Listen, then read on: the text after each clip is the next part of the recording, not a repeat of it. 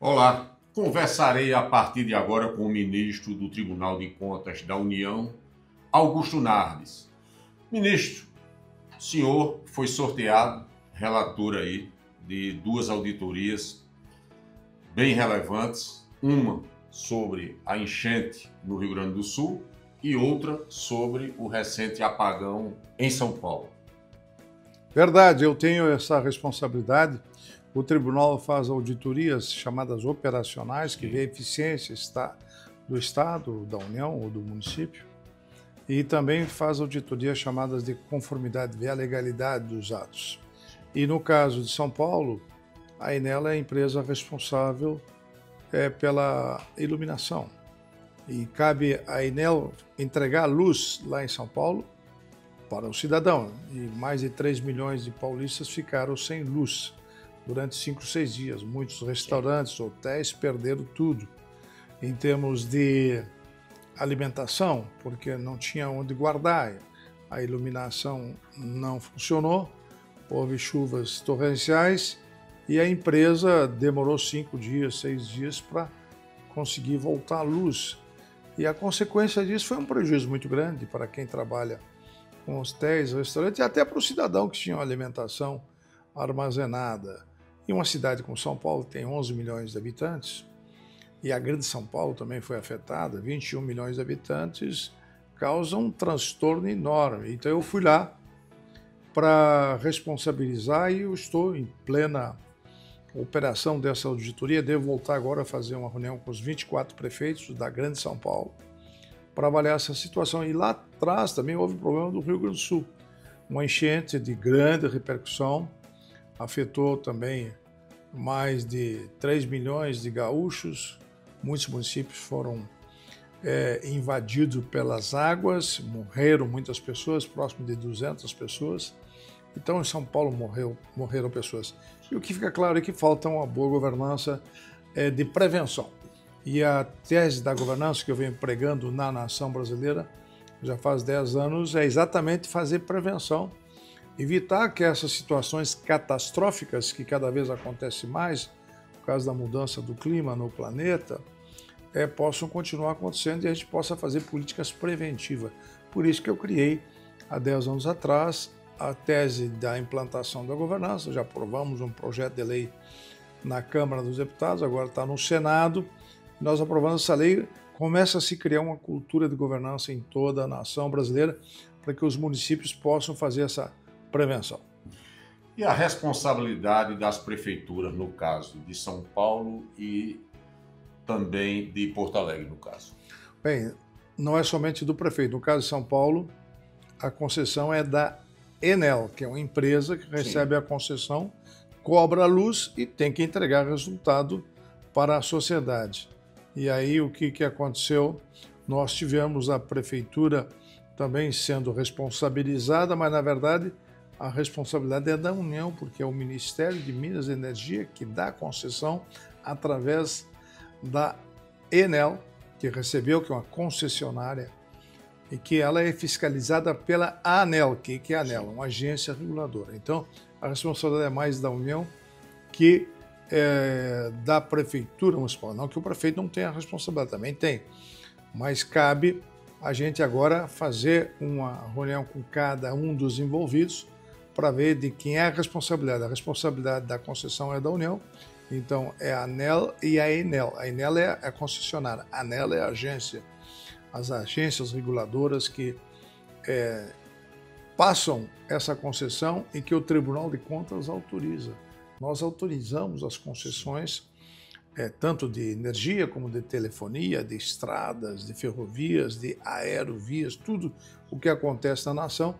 Quem dá a palavra final da concessão é o tribunal, mas não é o tribunal que fiscaliza, é a ANEEL, são as agências reguladoras de energia elétrica, de transportes, de hidrovias, de ferrovias, nos aeroportos. Então, tudo isso passa pelo Tribunal de Contas da União, que vê se está legal ou não a concessão, mas cabe à agência regular isso. E eu vou te dar uma informação de primeira mão. O maior desastre do país se chama Agência Nacional de Mineração. Não tem funcionários, a maior riqueza nossa está no solo, ouro, petróleo, nióbio, tantos minerais importantes que temos na nação, só tem 4 fiscais para fiscalizar todo o Brasil. Isso 4? Não funciona. Não pode funcionar. Aí sai o ouro do Brasil, o diamante do Brasil, sai tudo, o nióbio do Brasil, boa parte da estrutura nossa não funciona porque não tem gente para trabalhar. Eu reclamei isso agora recentemente no chefe da Casa Civil. Tem que contratar pessoas, porque a riqueza da nação, Austrália, Estados Unidos, por exemplo, é concebível nós termos só a Petrobras trabalhando? O que os Estados Unidos têm 30 refinarias de grande impacto e estão retirando petróleo. O petróleo, em pouco tempo, não será mais a estrutura adequada para explorar no Brasil ou no mundo. Já muitas nações estão usando energia elétrica. E a própria qualidade do biodiesel brasileiro, que é muito precária. E além disso, tem um efeito estufa de aquecer o planeta. Então, além de nós não estar usando a riqueza, nós estamos usando uma riqueza que produz efeito estufa. Os Estados Unidos não querem saber disso, a China não quer nem saber disso, estão usando todo o petróleo, a Arábia Saudita. E o mundo está mudando a matriz energética e nós não usamos nem o nosso petróleo adequadamente porque não temos uma estrutura maior e o monopólio do petróleo está com a Petrobras. Então, a situação é dramática em termos econômicos e em termos de entrega de resultado para a sociedade. E já nos encaminhando para o final da entrevista, o senhor falou aí nessa questão do combustível, da energia limpa, do apagão em São Paulo e, recentemente, há pouco mais de 30 dias, o Tribunal de Contas da União se posicionou quanto a algo inusitado. Sobra energia limpa no Nordeste, mas faltam linhas de transmissão para que essa energia chegue a regiões como o Sudeste. É verdade, a governança da infraestrutura do Brasil está muito mal planificada. Eu calculo que em 3 anos o Brasil entra em colapso, não somente nessa área que tu perguntas, mas no conjunto do transporte também. Com base em que o senhor prevê e estima esse lapso temporal? Porque o governo não está investindo o suficiente para transportar o que temos de riqueza na nação. Os portos e as estradas e as rodovias, ferrovias não estão dando conta do crescimento. E a nossa estrutura é mais baseada em rodovias que ferrovias e hidrovias muito pouco. Praticamente não temos hidrovias, que é um custo baixo. Sim. Então não precisa fazer a estrada está pronta, que é o mar e os rios. É somente organizar isso, a falta de capacidade organizacional, a falta de capacidade de governança da nação.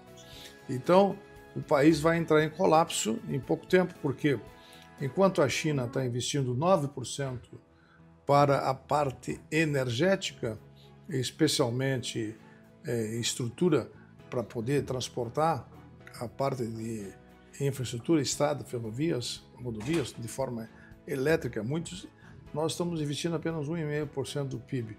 A Índia está investindo 5% e nós não investimos mais que 1,5%. Então, eu recentemente chamei o ministro dos Transportes, olha, se vocês não melhorar a infraestrutura, o país não vai ter onde entregar o que produz, porque nós estamos crescendo muito no agro, em vários setores, que praticamente o Brasil hoje 50% do PIB depende do agro, e que gera empregos, gera alternativas, mas não está conseguindo levar lá fora. E aí não tem uma boa estrutura para transportar isso. Aí a competitividade da nação cai. Então a falta de visão estratégica da nação é muito grande por parte dos atuais dirigentes da nação. Nesse contexto, se as ferrovias funcionassem, o país não correria mais risco de ficar refém de uma paralisação de caminhoneiro. É verdade. O caminhoneiro tem que existir, mas não só depender do caminhoneiro. 61% dos transportes hoje depende dos caminhões. E é só você andar nas estradas. Eu ando por todo o Brasil e os engarrafamentos são imensos. E o cidadão fica 3, 4, 5 horas atrás de um caminhão, atrás de outro carro, por falta de capacidade organizacional. Aqui mesmo em Brasília, podíamos ter. Aqui também nós temos estrutura inadequada. Brasília, que era para ser um modelo, já não é mais, porque não tem um metrô adequado, não foi feito investimento.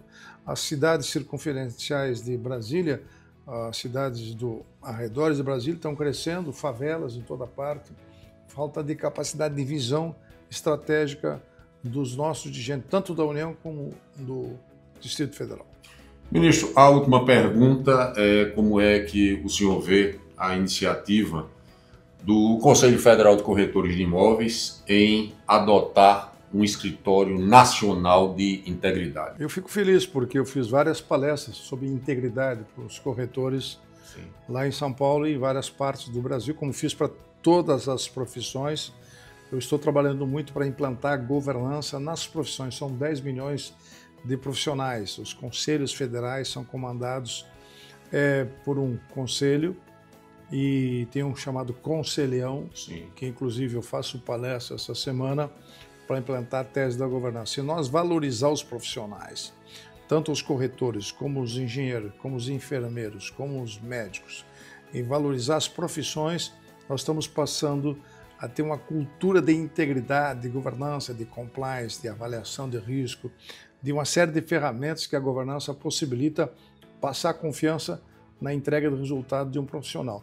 E um corretor, por exemplo, tendo integridade, ele vai vender uma casa onde é possível morar, para não ter um enchente e a pessoa que comprou a casa depois perder a casa.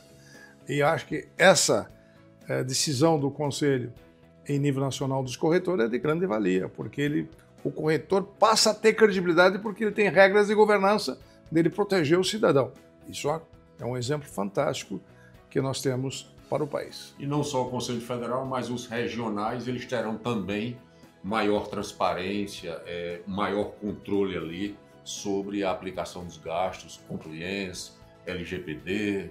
Isso é importante. A Lei Geral de Proteção de Dados, a LGPD, é muito importante. Eu fui o relator aqui para implantar no Brasil. E você proteger os dados do cidadão. Então, eu considero os corretores hoje uma das profissões que mais avançam para ajudar a nação a ter uma boa governança. Perfeito. Ministro, agradecer a vossa atenção, ter dispensado esses minutos aqui para prestar tão relevantes informações. Só tenho a agradecer. Muito obrigado. Um grande abraço, Cândido. Muito obrigado.